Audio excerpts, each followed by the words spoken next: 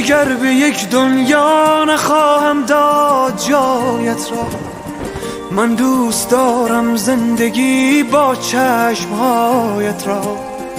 از بیقراری های قلب من خبر دارد بادی که می دزدد برای من صدایت را.